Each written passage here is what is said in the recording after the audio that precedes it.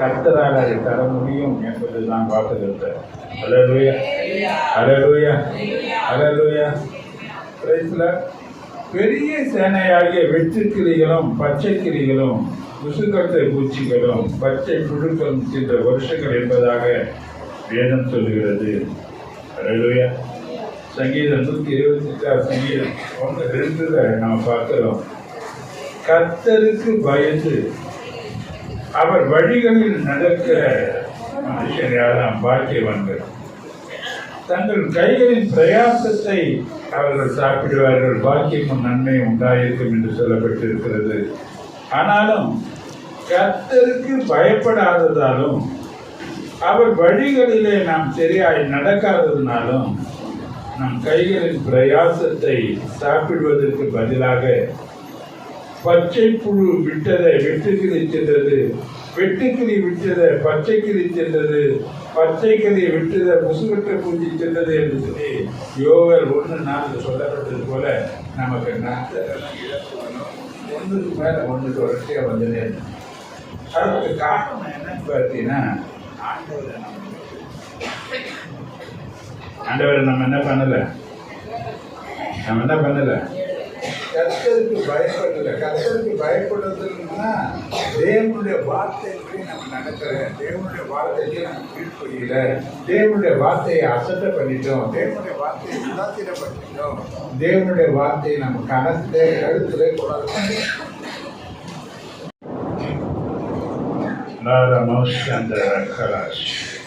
நன்றி தகப்பன். குறைகள் நீங்க சுத்திகரிக்கிற தெய்வமே, ஜனங்கள் அடிக்கப்படுகிற குற்றங்களையும் மீறுதல்களை பாவங்களை மன்னித்து இந்த பந்தியில ஆண்டவரை பங்கு பெற கர்த்தர் கிருபைத்தார். வியாதிகள் மறையிட்டு சரீர பலவீனங்கள் நீங்க போக புது பலன் உண்டாயிருக்கிறது. கழுகை போல செத்தைகள் அடித்து எழும்பக்கூடிய திறமைகள் உண்டாயிருக்கிறது. இப்படி ஆசீர்வாதம் தங்கள் இயேசுவின் நாமத்தால் ஜெபிக்கிறோம். ஜீவனுள்ள நல்லது. இது உங்களுக்காக பிற்கப்பட போகிற இயேசு கிறிஸ்துவின் சரீரத்திற்கு அடையாளமாக இருக்கிற அர்த்தம். இதை வாங்கி புசியுங்கள், இது உங்களுக்காக பிற்கப்படுகிற என்னுடைய சரீரமாக இருக்கிறது என்ற பிற்கப்பட போகிற சரீரத்திற்கு யாராவது சுருக்கமாக ஜெபம்.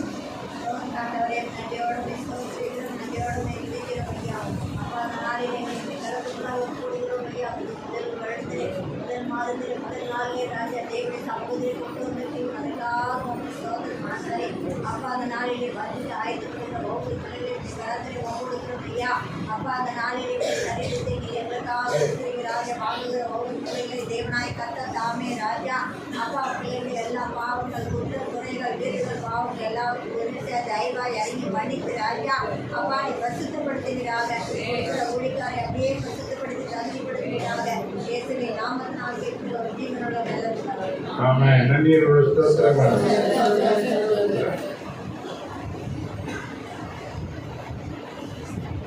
அந்தபடி அவர் பாத்திரத்தை எடுத்து, இது இரத்தத்தினாலாகிய புதிய உடன்படிக்கையாக இருக்கிறது, இதை வாங்கி பருகுங்கள் என் நினைவாக என்று சொன்னார்.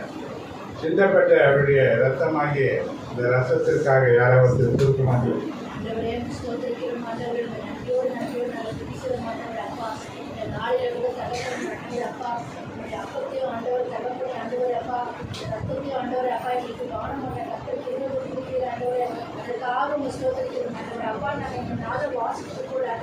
நம்மை நாமே ஆண்டவரை அப்பா ஆண்டவர் விதானித்து அறிந்தார் நாய் இருக்கக்கூடாது. எங்களை நாங்கள் அறிந்து கொள்ள கர்த்தர் உதவி செய்ய பிடித்தோம். முகத்தை பார்க்காது எப்படி எடுத்து பறிக்க பிடிக்காது ஆண்டவரை குறைகள் குற்றங்கள் மீறுதல் எல்லாவற்றையும் தேவனுக்காக ஒரு விஷயம் மன்னித்து ஆண்டவரை உடைய ரத்தத்தினால் எங்கள் கழுவி சுத்திகரிக்கும்படி நாங்கள் ஜெபிக்கிறோம். அப்பா இந்த அப்பமும் இந்த ரசமும் ஆண்டு தரப்பட்டு எங்கள் கழுவி சுத்திகரிக்கும்படி நாங்கள் ஜெபிக்கிறோம். போய் ஒரு பரிசுத்தம் வாழ்க்கையில காணப்படும்படி நாங்கள் ஜெபிக்கிறோம். ஆண்டவரை தேவன் தாமே அப்படி செய்யப்படுற திருவிழுக்காக சொல்லுறோம். அப்பா அது மட்டும் இல்லை ஆண்டவர் இருக்கிற ஊழியக்காரர்களோட தகப்படி ஆண்டவர் ரொம்ப போய் ஒரு பரிசுத்தினால ஆண்டவரை தேவன் தாமே ஆசீர்வதித்து ஆண்டவரை பெருக்கப்படுவீராக. ஒவ்வொரு பிள்ளைகளையும் ஆண்டவர் தேவன் தாமே செய்யப்படுற திருவிழுக்காக நினைச்சிருக்கோம். இயேசு மூலம் வேண்டி ஜெபிக்கிற சூழ்நிலை நன்றியோடு நம்ம ஆண்டவரை அப்படியே ஜெபதானத்தில் எண்ணீரும் வேலை கண்கள் கலங்கிடுதே. கர்த்தாவும் பாடுகள் எப்போதும் நினைத்தான் நெஞ்சம் நெகிழ்ந்திடுதே. கல்வாரி அன்பை எண்ணிடும் வேளை கண்கள் கலங்கிடுதே. கர்த்தாவும் பாடுகள் எப்போதும் நினைத்தால் நெஞ்சம் நெகிழ்ந்திடுதே. கெத்செமனே பூங்காவினில் கதறி அழும் ஓசை. கெத்செமனே பூங்காவினில் கதறி அழும் ஓசை. எத்திசையும் துடிக்கின்றதே. எங்கள் மனம் இழைக்கின்றதே. கண்கள் கலங்கிடுதே. கண்கள் கலங்கிடுதே. கல்வாரி அன்பை எண்ணிடும் வேளை கண்கள் கலங்கிடுதே. கர்த்தாவும் பாடுகள் எப்போதும் நினைத்தான் நெஞ்சம் நெகிழ்ந்திடுதே. சிலுவையில் வாட்டி வதைத்தனரோ உம்மை செந்நிறமாக்கினரோ. சிலுவையில் வாட்டி வதைத்தனரோ உம்மை செந்நிறமாக்கினரோ. அப்போதும் அவர் காய் ஏந்தினீரே.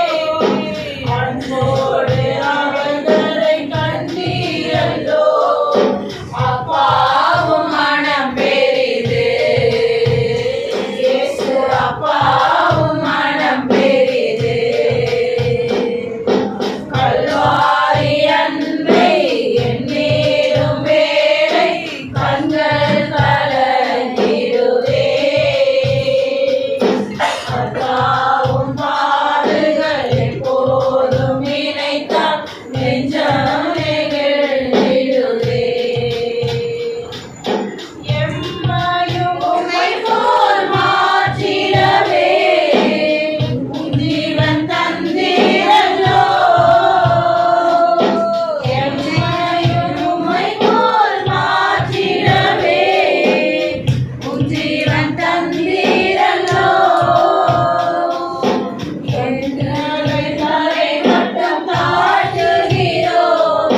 தந்து விட்டோம் அன்பின் கரங்களிலே. ஏற்று என்றும் நடத்தும். ஏற்று என்றும் நடத்தும். கல்வாரி அன்பை எண்ணிடும் வேளை கண்கள் கலங்கிடுதே. கர்த்தாவும் பாடுகள் எப்போதும் நினைத்தான் நெஞ்சம் நெகிழ்ந்திடுதே. கல்வாரி அன்பை எண்ணிடும் வேளை கண்கள் கலங்கிடுதே. கர்த்தாவும் பாடுகள் எப்போதும் நினைத்தான் நெஞ்சம் நெகிழ்ந்திடுதே. இயேசுவே என் தெய்வமே, என் மேல் மனமிரங்கும்.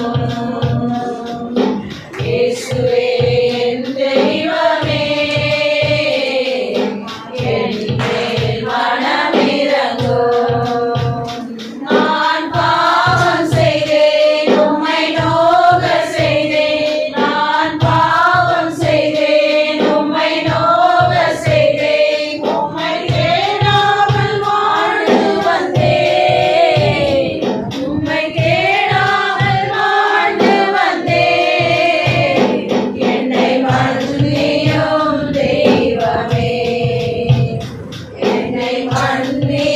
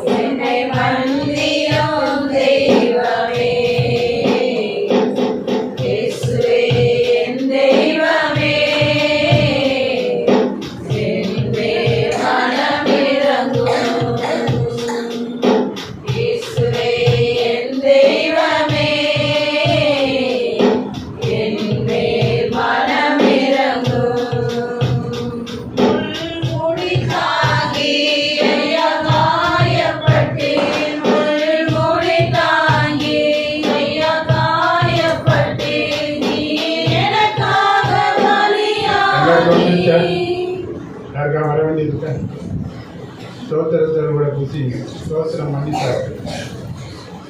ஸ்தோத்திரத்தோடு கூட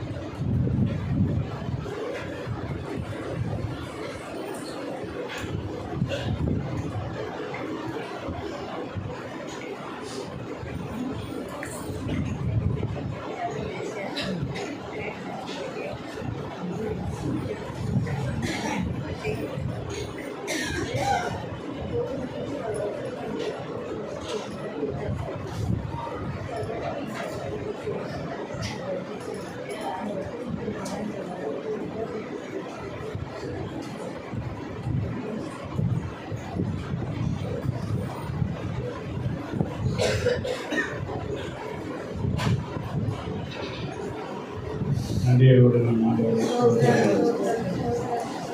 இரக்கமும் கிருபையும் தயவும் நிறைந்த சமூகத்தில் எங்களை தாழ்த்துகிறோம். இந்த வருஷத்தின் முதல் நாள் வாக்குத்தத்த ஆராதனையில இவற்றை எங்களை தாங்கி சொல்லுகிறேன். தொடர்ந்து உங்களுடைய பிரசன்னத்தில் நிரப்பி எங்களை ஆசைப்படி பட்சித்த வருஷங்களை உழைவை திரும்ப அளிப்பேன் என்று சொன்ன வாக்குக்காரர் பிள்ளைகள் ஒவ்வொருவரையும் ஆசைப்படி ஆகவே இந்த ஆராதனை சுகபத்தமாக ஒவ்வொருவரும் விட்டு போய் சேர்க்கிறார்கள். மிகுந்த சமாதானம் சந்தோஷம் பெறுவதாக, தொழில்கள் விருத்தி அடைவதாக, நல்ல ஆரோக்கிய சுகம் உண்டாவதாக, வியாதிகள் மறைவதாக, பிசாசின் வல்லமைகள் செயலிழந்து போவதாக திரும்ப தாங்கள் எல்லாவற்றையும் வெளிப்படுவோம். இயேசு கிறிஸ்து நினைத்த நாமத்தான் ஜெபிக்கிறோம். ஜீவனோடு நடக்கலாம். என் ஆத்மாவை கர்த்தரை ஸ்தோத்திரி, என் முழுவதுமே பரிசுத்தமுள்ள நாமத்தை ஸ்தோத்திரி. என் ஆத்மாவை கர்த்தரை ஸ்தோத்திரி, கர்த்தர் செய்த சகல உபகாரங்களும் நம்முடைய கர்த்தராகிய இயேசு கிறிஸ்துனுடைய கிருபையும் பிதாவாகிய தேவனுடைய அன்பும் பரிசுத்த ஆவியானுடைய ஐக்கியமும் ஆசீர்வாதங்களும் அவருடைய வழிநடத்துவதும் நம் அனைவரோடும் ஒவ்வொரு சகோதர சகோதரிகள் குடும்பங்களோடும் என்றும் நீடித்து நிலைத்திருப்பதாக. ஐயா வாழ்க வாழ்க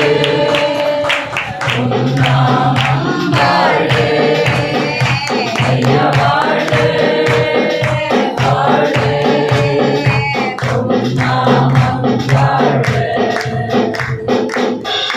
கர்த்தரை ஆசீர்வதிப்பாராக. ஒருவரை வாசிக்கொள்ளுங்க. அந்த பொருட்கள் வாங்கின திங்ஸ் எல்லாம் அத்தனை ஜோம் பண்ணி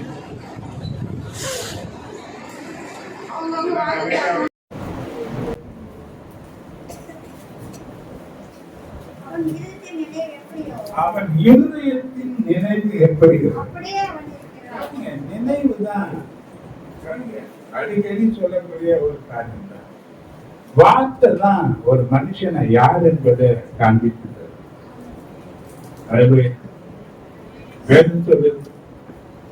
முட்டாள் கூட பேசாது இருந்தா ஞானி எப்படி தெரியும்? பேசினாதான் தெரியும் அவன் ஞானியா போடுனா.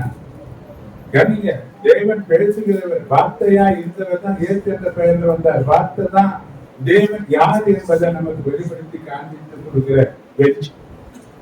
ஒரு மனுஷன் யார் என்பது கொஞ்ச நாள் பேசினாதான் அவன் யார் என்பது தெரியும். அல்லேலூயா. அப்ப ஆண்டவர் நமக்கு சொல்லக்கூடிய காரியங்கள் நீ என்ன பேசுறதுதான். வார்த்தை விதைக்கு அடையாளம். எதை விதைக்கிறோமோ என்ன பேசுறியா நடக்கும். எத்தனை பேர் ஆமின்னு சொல்றீங்க? கவனிங்க, தேவன் சொன்னா ஆகும். அந்த தேவன் எனக்குள்ள உனக்குள்ள இருக்கிற நீ சொன்னாலும் ஆகும். நீங்க என்ன சொல்ல போறீங்க? இந்த அத்தி மரத்தை பார்த்து பெயர்ந்து சமுத்திரத்தின் ஆழத்தை தள்ளிட்டு போன்னு சொன்னா நீ சந்தேகப்படணும்னு சொன்னா சொன்னபடி ஆகும் சொன்ன. இப்ப சொல்லக்கூடிய ஒரு காரியத்தை யாரு கிடைக்கிற ஒரு காரியத்தை யாரும் பேச இன்னைக்கு நாம எல்லாம் காரியமாக பேசி எல்லாம் நாசமா பேச வேண்டிய பிரகாரம் நம்ம என்ன பண்ணல. பேசுற எல்லா நஷ்டம் இழப்பு சொல்லி மனுஷங்களை காட்டி காட்டி காட்டி மேன்மைப்படுத்தி படுத்தி எல்லாம். ஆனா ஆண்டவர் மீண்டும் அவனுக்கு திரும்ப நான் தருவேன். இழந்த சந்தோஷத்தை தருவேன், இழந்த சுகவாழ்வை தருவேன், இழந்த ஆசீர்வாதங்களை தருவேன். ஆனா கர்த்தருக்கு கீழ்ப்படியணும். கர்த்தருடைய வார்த்தைக்கு நம்ம கீழ்ப்படியக்கூடியவர்களா இருக்கணும். அது அவசியம். ஏன்னா தேவன் வார்த்தைகளினாலதான் சட்டத்தை உருவாக்குறார். அந்த வார்த்தைகளை மீறும் போது தேவனை நம்ம அசட்டை பண்ணக்கூடியவர்களாக மாறுகிறோம். தேவனை கனமீனப்படுத்தும் போது நம்ம கனமான ஆசீர்வாதங்களை பெற்றுக்கொள்ள முடியவே முடியாது. இன்னைக்கு சந்தேகம் என்ற ஒரு நிலை வரும்போது எதையும் பெற்றுக்கொள்ள முடியாதுன்னு சொல்லிட்டு யாக்கோபு சொல்றோம். யாக்கோபு முதல் அதிகாரம் 6-7 வசனத்தை பார்த்தீங்கன்னா, ஆனாலும்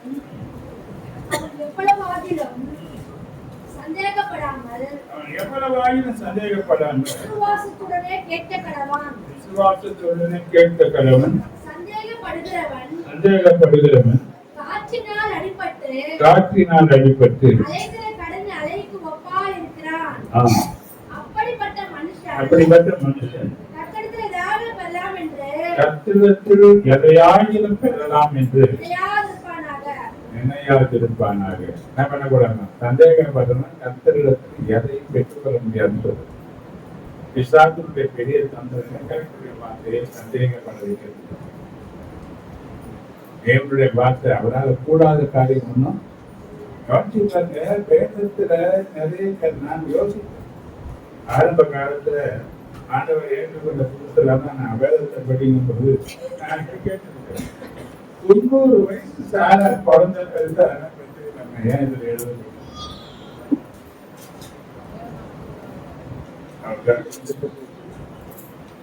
வயது முதிர்ந்து போச்சு, பெண்களுக்குரிய வழிபாடுகள் நின்று போச்சு. அவ குழந்தை பெற்றுக்கிறாங்க. எப்படி ஏன் அதை எழுத வேண்டும்னா திரும்ப பிரச்சனை வந்து அது நமக்கு ஏன் மனுஷர்கள் சொல்லுவாங்க அது முடியாது. மனுஷர்கள் சொல்றாங்க இது நடக்காது, முடியாது. ஆனா தேவன் சொல்றாரு மனுஷன் முடியாமல் தேவன். அப்ப தேவனால எல்லாம் கூடும் என்று பேசக்கூடிய ஒரு காரியத்தை யார்தான் பேசினார்? எனக்கு கவனித்து வரும். மனுஷர்கள் சொல்ற வார்த்தையை திரும்ப திரும்ப திரும்ப பேசி தேவனுடைய வார்த்தையை நம்ம மட்டும் இருக்கிறோம். ஆனா ஆண்டவர் சொல்றாரு, என் வார்த்தைக்கு நீ கீழ்ப்படியும் போது, என் வார்த்தைக்கு பயப்படும் போது, என் வார்த்தையின்படி நடக்கும் போது உனக்கு எடுத்த ஆசீர்வாதம் நான் திரும்ப உங்களுக்கு நிச்சயமா தருவேன்னு சொல்றாரு. கவனி பாருங்க, இன்னைக்கு சந்தோஷம் சமாதானம் பட்சிக்கப்பட்டிருக்கிறதா? ஆரோக்கியம் பலன் இன்னைக்கு பட்சிக்கப்பட்டது போனது போல இருக்குதா? குடும்ப உறவுகள் ஐக்கியங்கள் பாதிக்கப்பட்டு போச்சு. உங்கள் வருமானம், பொருளாதாரம், ஆசீர்வாதங்கள், வெற்றிகள் பட்சிக்கப்பட்டது போன இருக்கிறதா? இன்னைக்கு ஆண்டவர் சொல்ற பயப்படாது, கலங்காது இருக்கு. கர்த்தர் உங்களுக்கு அன்பும் மக்களும் உள்ளவருமாக அவர் இருக்கிறாரு. நிச்சயமா அவர் கைவிடவே மாட்டார். என்ன பண்ண மாட்டார்? அவரு என்ன பண்ண மாட்டார்? பல நிலையில நாம தான் விட்டு விலகி போறோம். ஆனா ஒரு நாளும் கர்த்தர் நம்மளை விட்டு விலகுறது அவர் இல்லை. ஏன்னா நான் உங்க விட்டு விலகுவது இல்லை, உங்களை கைவிடுவதும் இல்லை என்று அவர் வாக்கு கொடுத்திருக்கிறார். அல்லேலூயா, அல்லேலூயா. இன்னைக்கு நீங்கள் இழந்து போனது எல்லாம் திரும்ப அழிப்பேன் என்பதாக கர்த்தர் வாக்கு தருகிறார். உங்கள் இழப்புகள் பல வருடங்களாக காணப்பட்டிருக்கலாம். அது எத்தனை வருடங்களாக இருந்தாலும் அத்தனை வருடங்களும் கர்த்தர் தன் கணக்கில் வைத்து பட்சித்த வருஷங்களின் விளைவை திரும்ப அழிப்பேன் என்பதாகத்தான் கர்த்தர் வாக்கு தருகிறார். எனவே கர்த்தருக்கு மகிழ்ச்சியாக இருக்கிறார். கர்த்தரை விசுவாசியுங்கள், அவர் பெரிய காரியங்களை நிச்சயமாகவே வாழ்கிறது. அத்தனை வருஷத்துக்குரிய பலனை என்ன பண்ணுவாரு? அவர் தருவாரு, அவர் நிச்சயமா தருவாரு. ஏன்னா அந்த வாக்குத்தத்தம் வந்துடுச்சு. அவர் சொல்ற என் வார்த்தையை வெறுமையா நான் அனுப்பிச்சதே கிடையாது. என்ன நோக்கத்துக்காக அவர் இந்த வார்த்தையை அனுப்ப சித்தம் பண்றாரோ அந்த வாக்கு நிச்சயமாக அது செய்து முடிக்கிற பிறகு அந்த வார்த்தை மீண்டுமாக தேவனுடைய விஷயம். அந்த வார்த்தை நிறைவேறுகிற வரையிலும் வார்த்தை அப்ப ஒவ்வொரு நாளும் உங்க வாழ்க்கையில என்ன பண்ணுங்க? எதை பேசுங்க? இந்த வருஷத்துல நிச்சயமா நான் இழந்ததெல்லாம் பெற்றுக்கொள்வேன். சந்தோஷத்தை பெற்றுக்கொள்வேன், சமாதானத்தை பெற்றுக்கொள்வேன், நல்ல ஆரோக்கிய சுகத்தை பெற்றுக்கொள்வேன், பொருளாதார ஆசீர்வாதங்களை பெற்றுக்கொள்வேன், எனக்கு நல்ல வருமானங்களை என் வாழ்க்கையில பெற்றுக்கொள்ளும்படியான ஆசீர்வாதங்கள் எனக்கு கிடைக்கும். நிச்சயமா இது தேவன் வாக்கு கொடுத்திருக்கிறார். அவர் பொய் சொல்வதற்கு மனுஷன் கிடையாது. அவர் நிச்சயமா சொன்னபடியே எனக்கு செய்வார் என்று திரும்ப திரும்ப விதைங்க. பேசி ஒவ்வொன்றும் ஒரு விதைக்கு அடையாளம். எதை விதைக்கிறீங்களோ அதை கட்டாயம். ஆண்டவர் சொன்னாரு, விதைக்கும் அறுக்கும் எல்லா நாளும் உலகத்தின் முடிவு பரியந்தம் அது இருக்க சொன்னேன். அப்போ நம்ம எதை விதைக்கிறோமோ அதை நிச்சயமா அறுக்கும் என்ற நிலையில நீ என்ன பேசுறியோ அதன் பலன் உனக்கு கிடைக்கும் என்றதான நிச்சயத்துல பேச்சே கொஞ்சம் நிறுத்தி நிதானமா பேசுங்க. எதை விதைக்கணும்னு பேசுங்க. சாபத்தை விதைக்காதீங்க, சாபமான வார்த்தைகளை பேசாதீங்க, ஆசீர்வாதிக்க கற்றுக்கொள்ளுங்க, விதைக்கிறத அறிவிங்க. ஏன்னா 1 Pétரு 3:9 சொல்றாரு, ஆசீர்வாதத்தை சுதந்திரித்துக் கொள்ளும்படியாகவே நாம் அழைக்கப்பட்டிருக்கிறோம். தீமைக்கு தீமையும் உதாசீனத்துக்கு உதாசீனத்தையும் சரிகட்டாமல் அதற்கு பதிலாக நீங்கள் ஆசீர்வாதத்தை சுதந்திரித்துக் கொள்ளும்படி அழைக்கப்பட்டவர்கள் என்று அறிந்து ஆசீர்வதிங்கள். அல்லேலூயா, அல்லேலூயா. என்ன அழைப்பு? ஆசீர்வதிக்கிற அழைப்பு. யாரை ஆசீர்வதிக்கிறார்கள்? அந்த ஆசீர்வாதத்திற்கு ரொம்ப முக்கியமான ஒரு காரியம் கவனிச்சு பாருங்க. இன்னைக்கு ஒரு குடும்பத்திலேயோ ஒரு ஆகாதனையோ ஒரு சத்துலையோ நீ ஆசீர்வதிக்கிற ஆசீர்வாதம் அதை பெற்றுக் கொள்கிறதற்கு அவன் தகுதியானவனா இருந்தா அந்த ஆசீர்வாதம் அவன் பரப்பை தங்கும். அவன் அதுக்கு தகுதி இல்லாம சொன்ன ஆசீர்வாதம் உங்களுக்கு திரும்பி வந்தார். சத்துருக்களை பார்த்து என்ன பண்ணுங்க, கேவலமா பேசுறவங்களை பார்த்து ஆசீர்வதிங்க. தேவன் அது உலகத்திற்கும் தேவனுக்கும் இது பெரிய வித்தியாசமான ஒரு காரியம். நம்ம ஆசீர்வாதத்தை பெற்றுக் கொள்ளும்படியாக தெரிந்து கொள்ளப்பட்டவங்க என்றது அடைக்கணும். நஷ்டங்கள் இழப்பு வந்து சில தவறுகள் நம்ம கிட்ட இருக்கிறது மட்டும்தான். ஆனா அந்த தவறுகள் சரிப்படுத்தப்படும் போது கர்த்தருடைய அளவில்லாத ஆசீர்வாதங்கள் நமக்கு வரும். அவங்க கொடுக்கிற ஆசீர்வாதங்களை பாருங்க. யோபு 2:25 பார்த்தீங்கன்னா, பட்சித்த வருஷங்களின் விளைவை திரும்ப நான் உனக்கு அடிப்பேன் என்றுதான் ஆண்டவர் சொல்றாரு. அந்த 26 யோபு, நீங்கள் சம்பூரணமாக சாப்பிட்டு திருப்தி அடைந்து உங்களை அதிசயமாய் நடத்தி வந்த உங்கள் தேவனாகிய கர்த்தருடைய நாமத்தை துதிப்பீர்கள். என் ஜனங்கள் ஒருபோதும் வெட்கப்பட்டு போவதில்லை என்று வாக்களிக்கிறார்.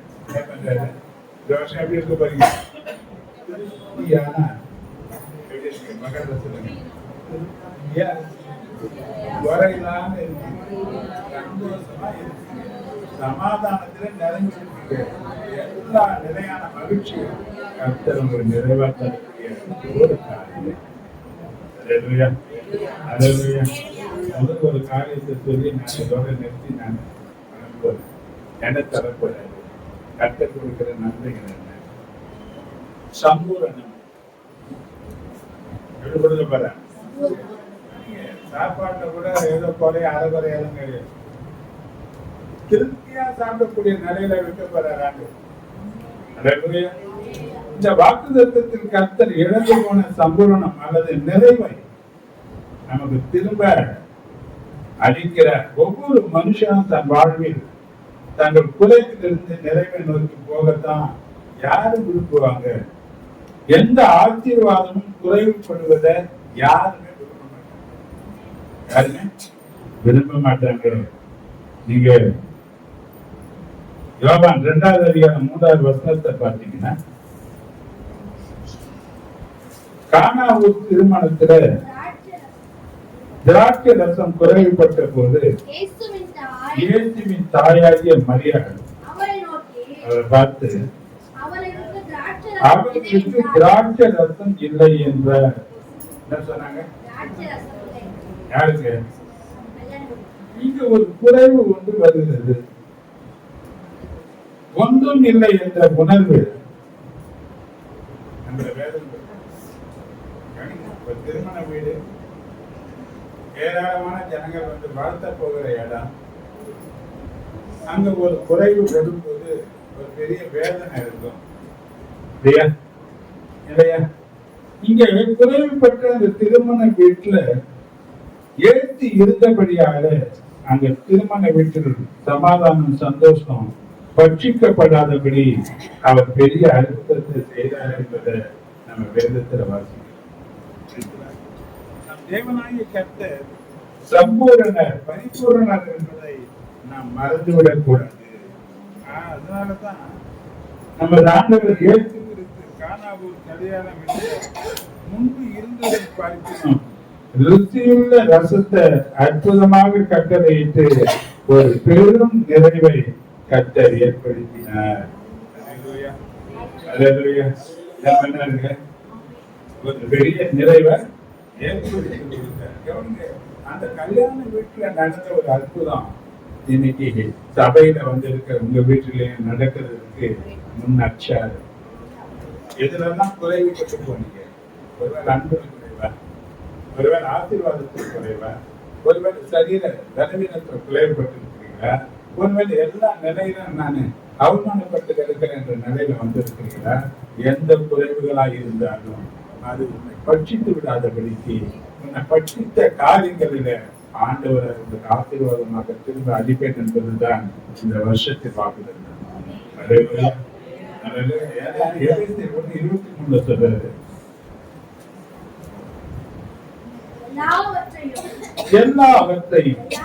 எல்லாவற்றாலும் நிரப்புகிறவருடைய நிறைவாகிய சரீரமான சபைக்கு அவர் எல்லாவற்றுக்கும் மேலான தலையாக தந்திருக்கிறார். என்ன பண்ணாரு? அவர் ஒரு நிறைவை சம்பூரணத்தை தந்து நிரப்புகிறார் என்பதை நாம் உணர்ந்து வாழ வேண்டும். இயேசு எந்த வீட்டுக்கு வராது, இயேசு எங்க வராது? வாழ்க்கையில குறைவுக்கு என்ன காரணம் நினைக்கிறீங்க? யார் இல்ல, யார் வேணாம், அவரை வலுக்கட்டாயம் பண்ணி கூப்பிடுங்க, வீட்டுக்கு கூப்பிடுங்க. எங்க நாமத்தினர் 2 பேர் 3 பேர் கூடி இருக்கிறார்கள், நான் இருக்குன்னு சொன்னாரு. ஒரு குடும்பம் என்பது 2 பேருக்கு மேற்பட்ட ஜனம் தான். அப்ப குடும்பத்துல கர்த்தரை கூப்பிடுங்க, ஜெப நேரத்தை வைங்க, தேவனை துதிக்கிற துதியில நிலமுங்க. சங்கீதம் 22:3 சொல்லப்பட்ட துதிகளின் நடுவுல கர்த்தர் வாசம் பண்ணுகிறாரு. உன் குடும்பத்துல துதியின் சத்தம் கேட்கட்டும், உன் குடும்பத்துல கர்த்தரை ஆராதிக்கிற ஆராதனை இருக்கட்டும், தேவ வசனத்தின் சத்தம் எங்கும் எதிரொலிக்கட்டும், தேவன் வாழ்க்கை நடுவுல வரட்டும். அற்புதங்கள் தானாகவே நடக்கும், உரைகள் தானாகவே வெளியேறி போயிடும். ஏனென்றால் நிறைவு அவர்தான், நிறைவு அவர்தான். 1 Corinthians 13:10 நீங்க வாசிச்சீங்கன்னா,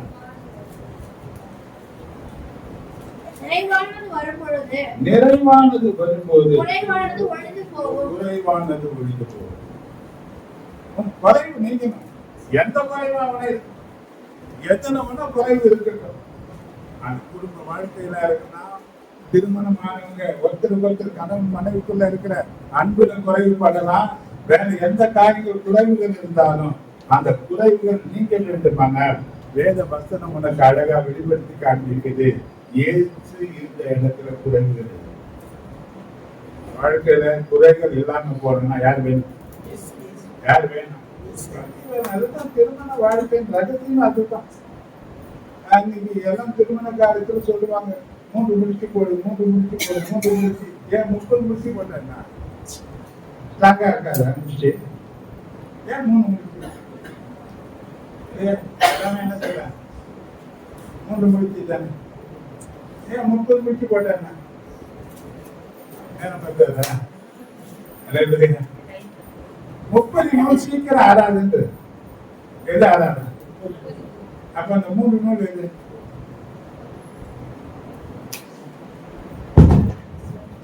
ஒண்ணு கணவன், இன்னொன்னு மனைவி, 3வது கருத்து. இந்த 3 பேர் தான் ஒரு வாழ்க்கையில இருக்கணும். 4வது ஆள் யாரும் வரக்கூடாது வாழ்க்கையில. யாருன்னா யாருக்கு நீ இடம் கொடுக்க கூடாது. அப்ப உங்க பிரச்சனை எதுவா இருந்தாலும் முதல்ல கணவனும் மனைவியும் சேர்ந்து 2 பேரும் பேசிங்க. 2 பேரும் சேர்த்து வரலன்னா 2 பேரும் சேர்ந்து கத்தர் எடுத்துருப்போம். எங்க போங்க? நிச்சயமா தீர்வு கிடைக்கும். நிச்சயமா தீர்வு கிடைக்கும். அவர் பேசுகிற தெய்வம். அவர் பேசுவார். நம்ம குறைகளை பேசுவாரு. நம்ம செய்த தட்டுகளை சொல்வாரு. அதை சரிப்படுத்திக் கொள்ளக்கூடிய வழியா அவர் நமக்கு நிச்சயமா சொல்லி தருவாரு. நீங்க பாருங்க, பலர் தங்கள் குறைச்சல்களை எண்ணி கலங்கி முழுமுழுத்து சத்துரும் தந்திரங்களுக்கு இன்னும் இடம் கொடுத்து தங்கள் குறைவை நிறைவாக்குகிற தேவனை தேடவும் துதிக்கவும் மருந்து மனுஷர்களையும் சில தாபனங்களையும் தங்கள் வருமானத்திற்கு வழிவகுக்கும் என்று சொல்லி எண்ணி சில தவறான காரியங்களை தேடி அலைக்கழிக்கப்பட்டு போறாங்க. எங்க வர்றாங்க? எங்க போறாங்க? கவனிங்க. இதனால ஏமாந்து தேவ சமாதானத்தையும் சந்தோஷத்தையும் இழந்து இன்னைக்கு பட்சிக்கப்பட்ட நிலைக்கு ஆளாகி விடுகிறார்கள். சில ஊழியக்காரர்கள் இதுக்கு விதிவிலக்குகள் இருப்பதை நான் பார்த்தேன். என் வாழ்க்கையில ஆரம்ப காலத்துல நடந்த ஒரு சம்பவம், அதை என்னால் மறக்கவே முடியாது. அப்ப நான் ரட்சிக்கப்பட்ட புதுசான காரியங்களை பார்த்தீங்கன்னா ரொம்ப கஷ்டம். வேலையில சரியா வருமானத்துக்கு வழிகள் ஏற்கனவே துன்மார்க்கமாக வாழ்ந்தவன் நான். இன்னைக்கு ஆண்டவருக்குள்ள வந்த பிறகு அந்த வழியில போக முடியாது. இப்ப எல்லாம் ஓரம் எடுத்துக்காரு, தனியா ஒதுக்கிட்டாரு. வேலைக்கு போகல, வேலை இல்லை, இப்போ வருமானம் இல்லை. என்ன பண்றது? அப்போ ஒரு சகோதரன் எனக்கு ரொம்ப தெரிஞ்சவன், அவன் இந்து வந்தாலும் என் மேல ரொம்ப அன்பு வச்சிருந்தாங்க. என்னை பார்க்கும் போது ஏதாவது ஒரு மனம் உதவி செய்து என்னை அவன் அடிக்கடி வேலைப்படுத்தக்கூடிய ஒரு சகோதரன். ஒரு முறை அவன் வண்டி கார் ஓட்டிட்டு இருக்கும்போது அவன் சொன்னான், ஆனா அவங்க ஞாபகம் வந்தது, உங்களை பார்க்கறதுக்காக வந்தேன். அவன் போனது அங்கீகார, ஆனா திடீர்னு போட பார்க்கறதுக்கு நம்ம வண்டி திருப்பி வந்தான். என்னை பார்த்தான், எனக்கு கொஞ்சம் உதவி சொல்லி சொன்னான், ஆனா காசு வீட்டில் வச்சிருக்கிறேன், நாளைக்கு காலையில நீங்க 5 மணிக்கு வந்தீங்கன்னா அதை நான் உங்களுக்கு தர வாங்கிக்கிறாங்க. எத்தனை மணிக்கு? காலையில எழுந்தோம், பல்ல வலிக்காச்சு, ஜெபிக்கல, வேதத்தை வாசிக்கல, சைக்கிள் எடுத்துக்கினேன். பக்கத்துல தான் வல்லூர் போட்டு தான் அவங்க வீடு. வேகமா போறேன். 3 முறை ஆண்டவர் பேசிட்டார், பிரிஞ்சி ஏறத்துக்கு ஓடப்பாங்க, பிரிஞ்சி ஏறத்துக்கு 3 முறை பேசுனேன். நான் சொல்றேன், திருப்பி பேசினேன், ஆண்டவரே அவன் தான் என்னை வர சொன்னான், நானா போகல, அவன் கூப்பிட்டான். அவன் சொல்லும் போது நீங்க தானே என் கூட இருந்தீங்க, நானா போல, அவன் கூப்பிட்டது நான் தான் போனேன். திருப்பி பேசிட்டேன். 3வது வாட்டி ஆண்டவர் பேச்சு நிறுத்திட்டேன். திருச்சி இறங்கியாச்சு. நான் வீட்டில் போய் நின்னேன். அப்போ அங்க இருந்த டீ கடைக்காரங்களாம் எனக்கு அப்போ பழக்கமானவங்க. போன உடனே சொன்னாங்க, இப்பதானே பொண்ணாரு எப்போ என் மூஞ்சி எப்படி ஆயிரத்து கொஞ்சம் யோசனை பண்ணி பாருங்க. ஒரு டீ குடிக்கிறதுக்கு அன்னைக்கு 1 ரூபாய் காசு இல்லை. எங்க நிக்கிறேன்? டீ கடையில நிக்கிறேன். இன்னைக்கு நம்பி போன ஆள் இல்லை. அவனுக்கு அர்ஜென்டா போன் கால் வந்ததுன்னா வேலை மேல போயிட்டான். அவனையும் நம்ம குறை சொல்ல முடியாது. நேரா வீட்டுக்கு வந்து ஜெபிக்க உட்கார ஆரம்பித்த பிறகு பரிசுத்த ஆவியானவர் பேசினார். நான் தான் உன்னுடைய எஜமான், நான் தான் உன்னை அழைச்சது. நான் ஒரு மனுஷனுடைய இருதயத்தை தூண்டலன்னா 10 காசு உனக்கு யாரும் தர மாட்டாங்க. நீ என்னதான் பார்க்கணும், எந்த சூழ்நிலையும் நீ என்னதான் பார்க்கணும்னு எனக்கு கற்றுக் கொடுத்த அந்த பாடம் என்னைக்கு வரணும். எனக்கு ஆழமா யார் எவ்வளவு பிரச்சனை இருக்கட்டும், எவ்வளவு தேவைகள் இருக்கட்டும், இது வரையிலும் நீங்க சொல்ல முடியும். யாருக்கிட்ட என் கஷ்டத்தை யாருக்கிட்டையாவது நான் ஒருத்தர்கிட்ட சொல்லியிருக்கேன்னு சொல்லிப்பாரு. யாருக்கிட்டையாவது நான் என் பிரச்சனை பரிதாபப்பட்டு எனக்கு காணிக்க வேணும் நான் யார்கிட்டையும் கேட்டதே கிடையாது. ராத்திரில நடுராத்திரில எழுந்து தேவ சமூகத்துல என் கண்ணீர் வெடிச்சிருக்கிறேன். தேவ சமூகத்துல குழந்தை இருக்கிறேன். தேவ சமூகத்தில் ஆவியில நடந்து ஜெபம் பண்ணி இருக்கிறேன். என் தேவைகளை எல்லாம் கர்த்தர் சந்தித்து இருக்கிறாரு. யாரிடத்திலும் வெட்கப்பட்டு போகிறதுக்கு என்ன பண்ணல, ஆண்டவர் இருக்கிறாரு. என் ஜனங்கள் வெட்கப்பட்டு போகிறது. நீ தேவனுடைய ஜனமா இருப்பாயானால் நீ வெட்கப்பட்டு போகவே மாட்ட.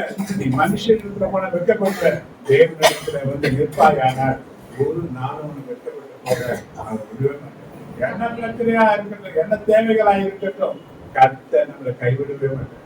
அல்லேலூயா, அல்லேலூயா, அல்லேலூயா.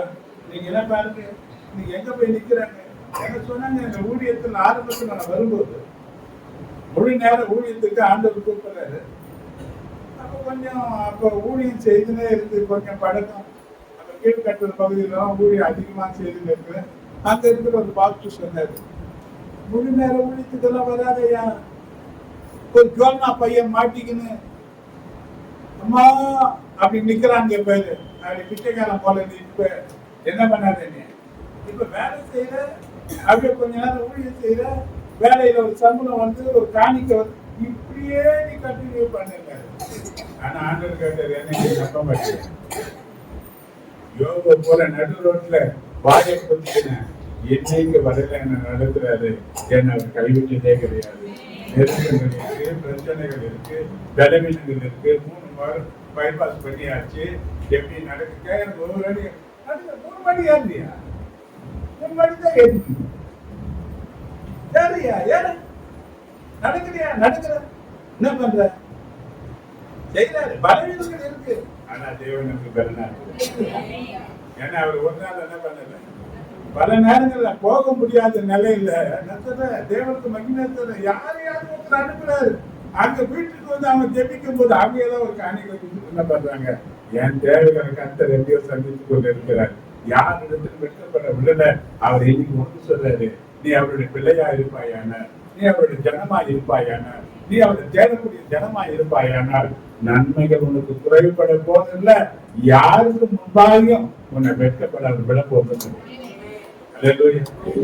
ஜனங்கள் ஒருபோதும் என்ன பண்ண மாட்டாங்க, வெட்கப்பட்டு போவதில்லை.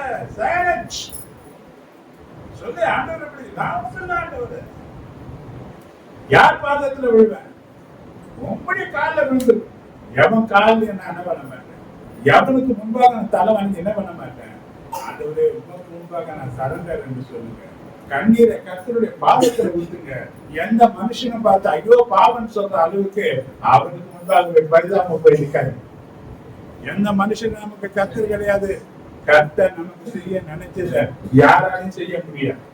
அந்த தேவன் தான் சொல்றாரு, உனக்கு நான் திரும்ப தருவேன், உனக்கு நான் திரும்ப தருவேன்.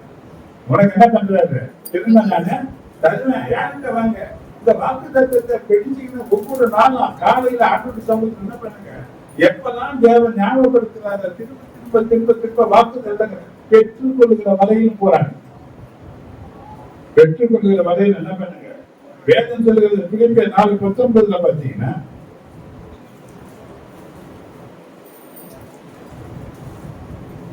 தேவன் நம்முடைய ஐஸ்வர்யத்தின்படி உங்கள் குறைவுகள் எல்லாம் கிறிஸ்து இயேசுவுக்குள் மகிமையிலே நிறைவாக்குவார்.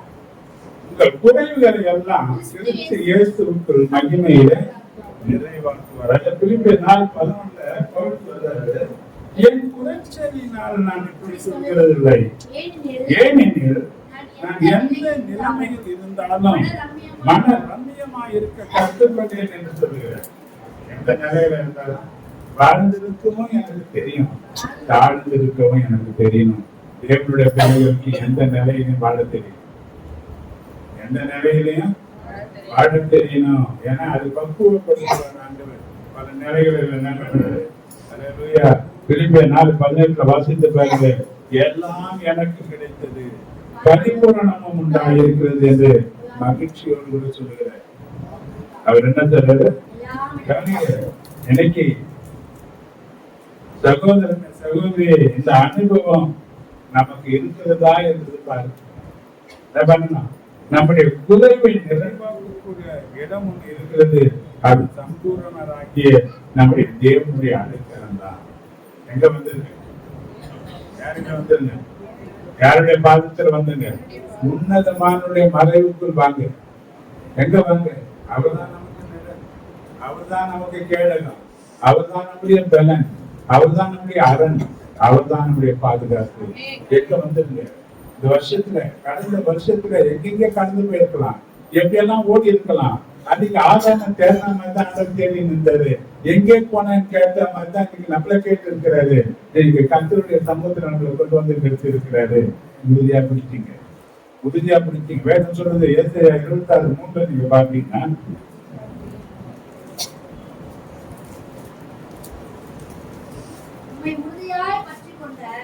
உம்மை உம்மை உறுதியாய் பற்றிக் கொண்ட மனதுடையவன் மனதை உடையவன் உம்மையே நம்பியிருக்கிறபடியால் உம்மையே நம்பியிருக்கிறபடியால் நீர் அவனை பூரண சமாதானத்துடனே காத்துக்கொள்வீர். நீர் அவனை பூரண சமாதானத்துடனே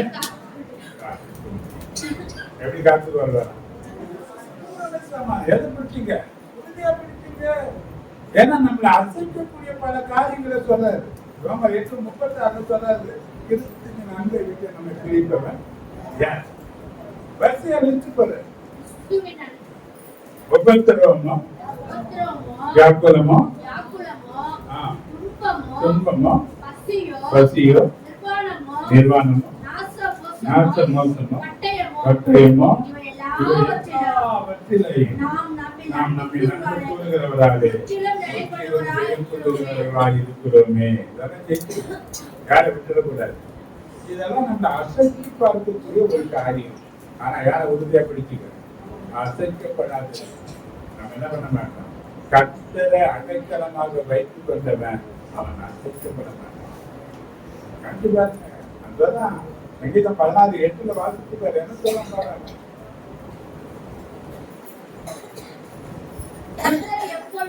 கர்த்தரை எப்பொழுதும் எனக்கு முன்பாக எனக்கு முன்பாக வைத்திருக்கிறேன். அவரின் வலது பாரிசத்தில் அவரின் வலது பாரிசத்தில் இருக்கிறபடியா நான் அசைக்கப்படுவதில்லை. யார் நமக்கு ரெண்டு?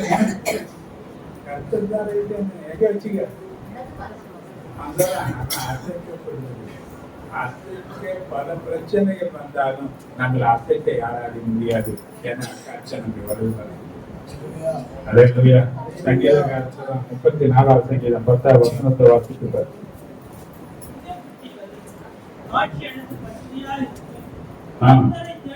கர்த்தரை தேடுகிறவர்களுக்கு ஒரு நன்மையும் குறைபடாது என்பதை நாம் அறிந்திருக்கிறோம்.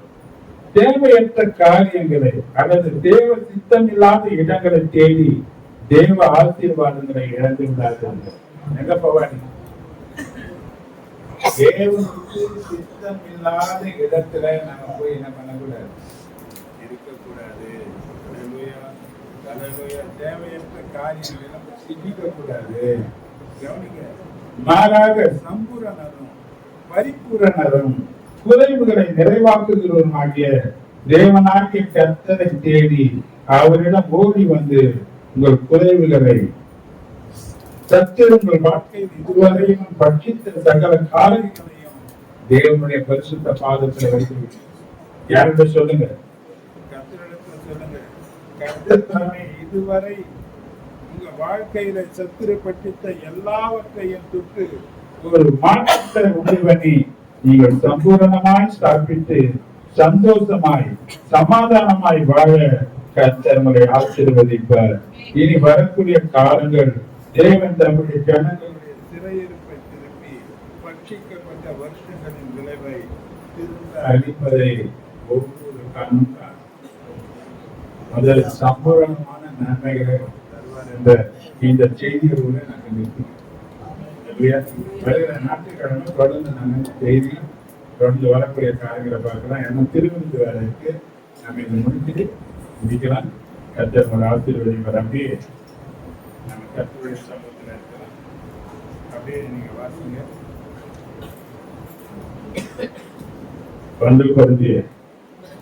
11வது அதிகாரம் 23-25 வசனங்களை வாசிங்க. நான் உங்களுக்கு ஒப்புவித்ததை கர்த்தரிடத்தில் பெற்றுக்கொண்டேன். என்னவெனில் கர்த்தராகிய இயேசு தாம் காட்டிக்